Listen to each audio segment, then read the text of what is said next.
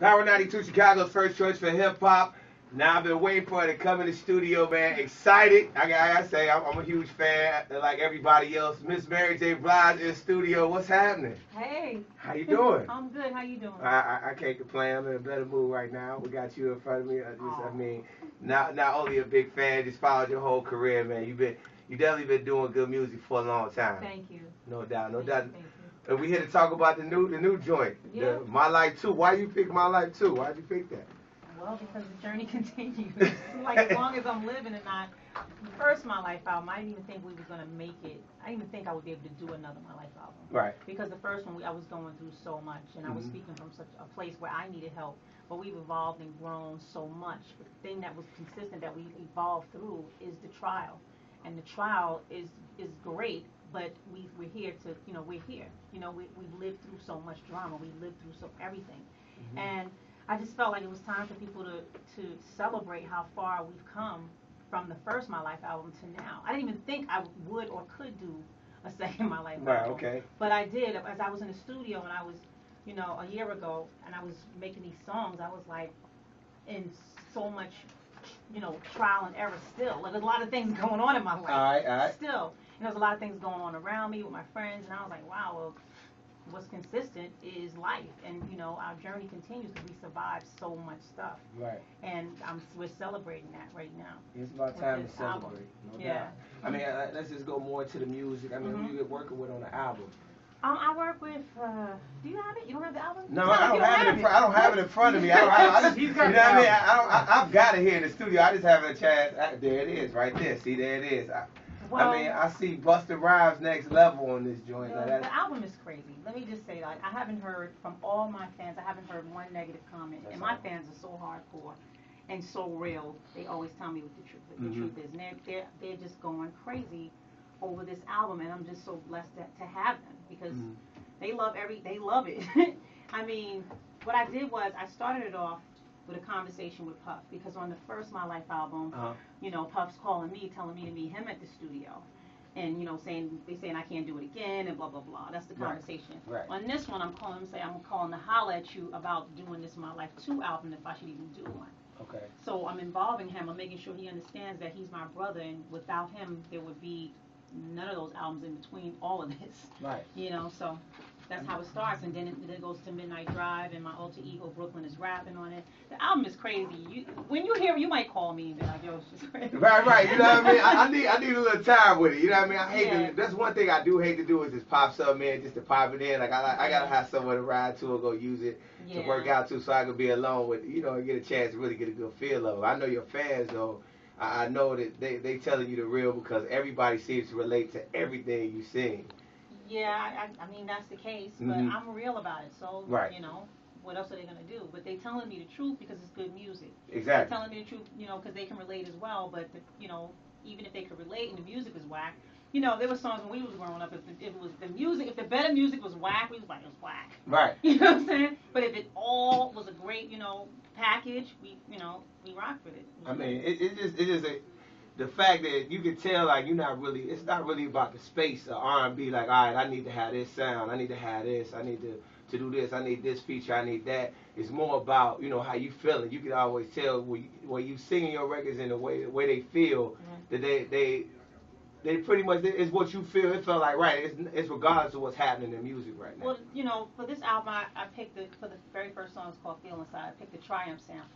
Nobody was even thinking about that. That was a time and an era when Nas was out. He was big. He was like around, when Wu-Tang Clan was big. So the reason why I selected Nas to be on Feel Inside with the Triumph sample is because that was like a time when everybody was, it was about the Wu-Tang Clan, Nas, Mobb Deep. It was all of that, so that was a no-brainer. Next Level is such an exciting record that I couldn't think of anybody else but Busta Rhymes to put on that record. And I mean, when you hear it, I can't really talk to you about it because you don't know the record. But when you hear the records, you'll be like, okay, I see what she's talking about. And then my alter ego, Brooklyn, is rhyming on Midnight Drive. Right. So I let her out the bag. That's what I'm talking about. She about to get a career off of that one. You actually had Taraji P. Henson. I did hear that. How did that come about? You just bring it to Taraji? Well, Taraji's my really good friend. Okay. And we were just hanging out in the studio, and we was doing this song called Get It Right. Mm-hmm. And my husband gassed her up, and I gassed up. He was like, "Yeah, you could do it, you could do it." And she went in there, and Chris Styles, one of the writers, wrote her the rhyme, and she did it. Nice.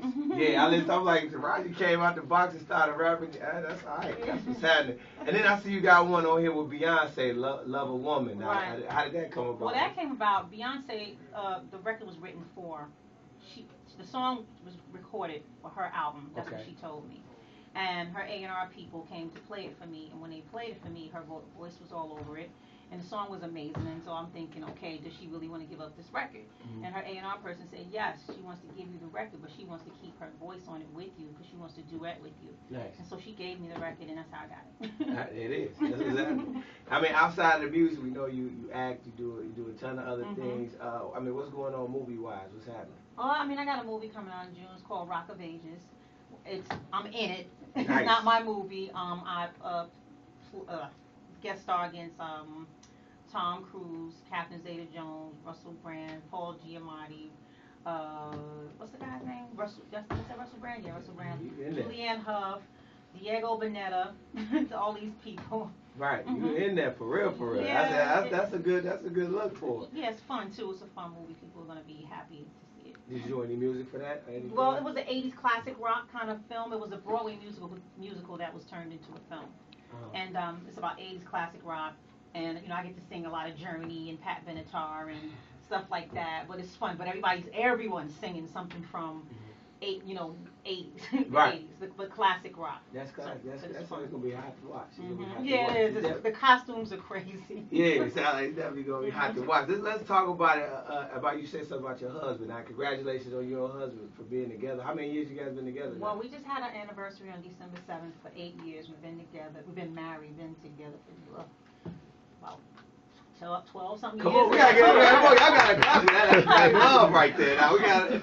I mean, because you see so many things, you see so many shows, reality shows and stuff, where they, people are like, they're just not there. You know what I mean? They're like, I'm not messing with them anymore. You guys are standing the test of time, though. I mean, any advice you got for people out there that's in marriage and they might be feeling a little bitter? I mean, love makes the rules, man. Just you gotta be patient.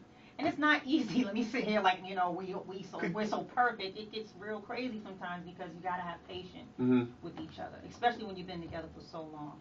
And if you love each other, you'll see it, And if you don't, you'll see it. So either way, Yeah, because women, they look to you for their relationship advice. They gonna probably listen to this album, My Life Too. And they're like, it's something that they're going to relate to help them get through their relationship. It's a lot. It's a lot that still happens. That people, like Mary J. Blige still has a life. Yes, I'm living. Right. So it's going to be hard. It's going to be easy. It's going to be fun. But most of all, it's going to be hard because I want to I want to be better. I want to do better. And when you want to be better and do better, you get obstacles and trials and people trying to stop you and things trying to stop you. Absolutely.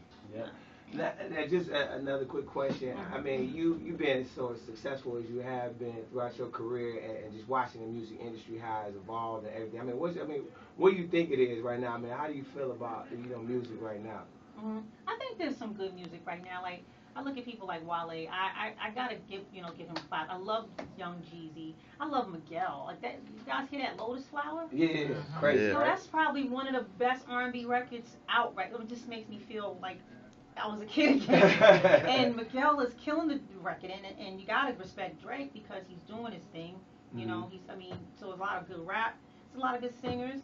It's a lot of people in the generations are doing what they do, and they're doing it well. Right. Rihanna's doing it well. Beyonce's doing it well. And you still doing it well. I'm just doing me. You doing it good. I mean, you got the joint Mr. Wrong, which is another good one. The way the song goes, what Drake says, that's what I'm talking about. Yeah. I might have been somebody's Mr. Wrong a couple times.